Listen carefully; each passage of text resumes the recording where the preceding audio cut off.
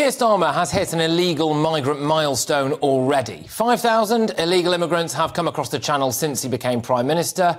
That's 18,500 so far this year, actually. And Keir Starmer's spokesperson said the numbers are likely to increase this summer, but also said that had nothing to do with them scrapping the Rwanda scheme. Now, I want to try to put this into context, really, by using the population of some quite well-known towns, right? So every single month, a town the size of Alderley Edge in Cheshire arrives by small boat. Every single month. Within a few months, it's likely that more than the entire population of Windsor will have arrived by small boat. GBNews has exclusive footage of this small boat junkyard in Dover at the moment. Now, each of those boats tells the story, doesn't it, of between 50 to 70, mostly young men, who will now need to live somewhere. And this is where the numbers get worse. At the end of March this year, there were 86,460 people on the asylum waiting list. That's according to Full Fact. Then Labour won the general election. And that means that anyone who arrives here illegally will still be able to try to claim asylum. So that number would already stand somewhere in the region of 100,000 people. Given that we hardly seem able to deport anybody, that means that the population, roughly the size of Oxford, could be claiming asylum in Britain by the end of the year. But what's the cost? Well, Robert Jenrick, Tory leadership hopeful, former immigration minister, revealed that each Channel migrant is predicted to cost the taxpayer around £400,000 in their lifetime. So the cost of Sunday alone, when 703 illegal migrants came across the Channel, is estimated to be £281 million. If we take those 100,000 that will now be allowed to claim asylum under Labour, and let's say they each cost £400,000 over the course of their lifetime, well, that's a bill to you, the taxpayer, of about £40 billion. During the election, Starmer repeatedly said he had a plan. I think that we can smash the vile gangs that are running this trade, that are making a fortune putting people into boats and breaching our border security. I'm not prepared to put up with that, and that's why I think the serious answer is to smash the gangs.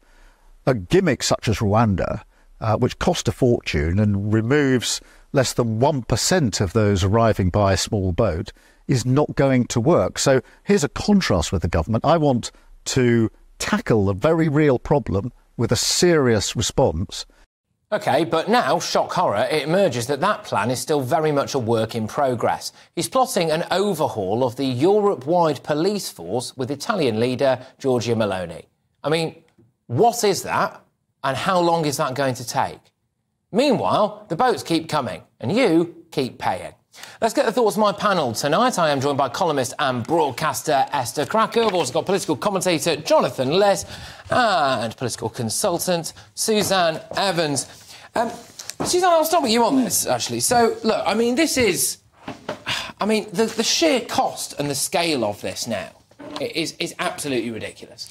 Well, it always has been. I mean, since this migration in small boats started, there have been like 133,000 people have arrived now. I mean, what are we going to do with all these people? Where are we going to house them? How are we going to pay for it all? This is just far too much for the British people to be expected to shoulder this horrendous burden. You know, if 133,000, mostly young men of fighting age, had turned up at Dover on a single day or even in a week, our response of the politicians, of the British public, even the most refugees welcome advocate that you could find, the response, I think, would have been very different. Suella Braverman nailed it. She said this was an invasion, and that is what this is. The fact it's taken place over a number of years doesn't make it any less so. And I think, Patrick, you've just summed up very starkly that the horrendous cost, but it's not just the money, is it? It's the lack of integration. It's the housing that these people are going to be taking off other people. It's the hotels that basically have to set up a whole new business caring for refugees and asylum seekers as opposed to actually doing their job catering for tourists. Right. It's changing. It's not just about the money. It's changing the whole face of Britain. Jonathan, now emerges that, you know, the grand plan here involves doing something with Giorgia Meloni to try to completely overhaul the European police force and make them take it more seriously. Obviously, we're not even in the EU anymore. I mean, this isn't a plan, is it? Well, we don't know what the plan is that Starmer and Meloni are talking. That's been a report in a newspaper. So obviously, we'd have to see what that proposal is and then comment on it. I do think that what Suzanne has just said is fear-mongering of the worst kind. I don't know what relevance it is if someone's a fighting age. I'm a fighting age. You're a fighting age. No because it's very obvious what the invasion. Look, is horrible refugee rhetoric. columns before 2018 were almost exclusively women and children. Always, that was the way it was, because the men in these countries that were war-torn, that were troubled, that were desperate, they put their women and children first. We have a totally different situation now. These people are economic migrants. Each one of them has paid between £8,000 and £15,000 per head to get across in those boats. Suzanne, don't try and tell me these are legitimate refugees. They're quite clearly not. They're criminals. I'm sorry. I don't know why you think that you're a bigger expert than the people who are actually assessing these claims, who are paid to do this work. Well, there's a backlog. They're not assessing them, are they? The reason there's a backlog is that the previous Conservative government deliberately made a backlog, which actually explains your figure, which I don't know if that's true, that figure that Robert Jenrick said. But the reason, if it is true, is because his government deliberately stopped processing those claims, and so effectively putting people in indefinite detention. If you had a system where people could come here through safe and legal means, I should say, because everyone wants to stop the boats, including people who are getting on them, then you could actually process those claims, and then you could swiftly deal with people either way. So one of the things that I think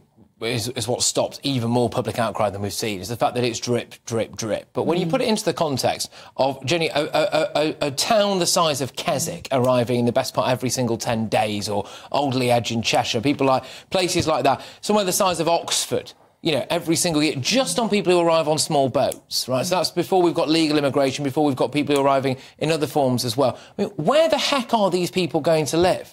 Well, they get funneled into the underbelly of British society. Most of them happen to know people here, so it makes it a lot easier. I mean, I think just to contextualise it, because we're talking about fighting age men and we don't seem to see the problem with it. Actually, it has impacts on integration.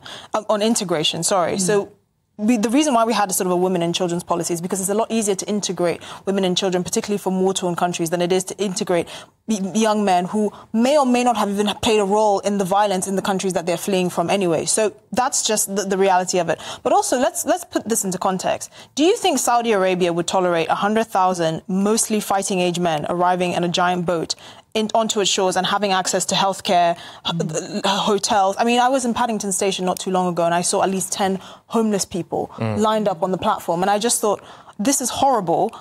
I don't see why we can be able to give housing to people that come across on small boats, but these people are lying on train platforms in this country, in the country's capital. On the sort of plan that he has with Maloney, the biggest issue that I see happening is the fact that there's still no deterrent element. We do have sort of immigration policy in this country, but they're estimated a million illegal immigrants in this country. Having the policy in place is one thing. Also having a deterrent in place and actually being able to send people somewhere is the more difficult aspect. If you're an Afghan asylum seeker, for example, and you're refused asylum, you're basically never going to be removed from this country because we don't have a returns agreement. That's why we have 14,000 foreign national offenders in our prisons. It's not because we're trying to keep them here. We don't have a returns agreement. So it's not just about the fact that they can apply and have safe and legal routes. Once they enter the country, there is no way of removing them, even if they're denied. And that's a bigger national security threat that must be addressed. That's not racist. It's the truth. One of the people, Jonathan, who's just been prosecuted for actually spreading fake news about the riots, but from a sense that they were saying that they were being chased by far-right gangs when they weren't, is a Romanian asylum seeker who's now serving a bit of time in prison. I mean, are we taking asylum seekers from Romania now as well? What's all that about? I mean, this got to stop, hasn't it? I don't know the details of that, but I would find it very strange that a Romanian would be claiming asylum when Romanians are allowed to come here legally anyway. And until 2 years ago, Romania was a full member of the EU, so you'd have free movement anyway. But if you're a Romanian gypsy, I mean, we don't know the details of this case. I can't comment on cases I don't know anything about. But I get that, but it goes a long way to explaining the absolute madness of this, doesn't it? Basically, the world can come to Britain and you're not going to get sent anywhere, and it's Patrick, the British taxpayer. No, Patrick. Look, asylum is an internationally recognised human right. If you want to have a conversation about economic migration, I'd be very happy to have that conversation because I think economic migration is a good thing. But even if you're just talking about asylum, claiming asylum is not illegal. What we need to have is a system whereby people can come to the UK to claim asylum and have those claims processed swiftly and effectively, whether that's by having processing centres in France or by allowing people to come on legal vessels. Do you think these boats should be stopped, Jonathan? Do you actually want to stop the boats? Or do you not really care? What if... See, that's a grotesque smear, Suzanne. No, it's not. I'd like you to answer the question. It's not a smear at all, because you're standing up for these people, and I'd like to know the answer. If you listen to what I said before, I said every single person wants to stop the boats, including the people who get on them. And what about you? The question that I have is, what is what a ludicrous thing to say. No, it's not ludicrous. You just avoided answering the question. Well, you're accusing me of wanting to support the gangs now, are you? Hold on, they should be able to apply for asylum and be processed quickly. Fine, we can all agree on that. But what happens when they're rejected? Because a year, we've had, I think, 350,000 people that have applied that have been refused asylum, but they haven't been removed. They're still in the country. We don't know where they're going to.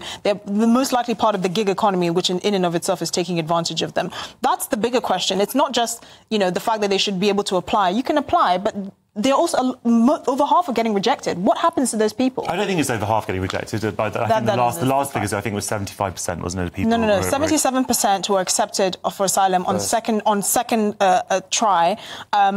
After they went through a different application process. But the point is, you have 350,000 people on average that are rejected, that are still in the UK. The question for the Prime Minister is, these people that are undocumented, that have been rejected and refused to stay... Because usually they're appealing, there's a whole legal system, isn't there? The lawyers are making an absolute fortune out of this by constantly appealing cases, and in some cases taking it all the... It is, absolutely. Refused to live in the UK. Just in terms of numbers here, Jonathan, right, final point to you on this. So at this current rate, the way it is going, right, every single town in Britain at some point is going to have to take a chunk of people every single year, all right? And I dare say that quite a few of the people who might have just come across on boats, well, actually, they really want to live in big cities, don't they, if they want to come here? They probably don't want to live in places like Keswick or Alderley Edge that I just mentioned there as well. So do you acknowledge that at this current rate, every single town in Britain, possibly every single village, is going to end up having to take some of these people? No, but you make it sound as though there are millions and millions of people arriving. The numbers of irregular migrants who are coming on small boats is a small fraction of the number of legal migrants who are coming here every year. And that's obviously at an all-time high after the previous government's policies. So where are they going to live then? But the question that you ask about that is the same question that you would ask about migrants in general. And obviously no one's denying that there are challenges from migration. I happen to think that it's outweighed by the benefits. But of course there are challenges. But it doesn't apply. It doesn't apply because right now, as it currently stands, we did an exclusive on this earlier in the week.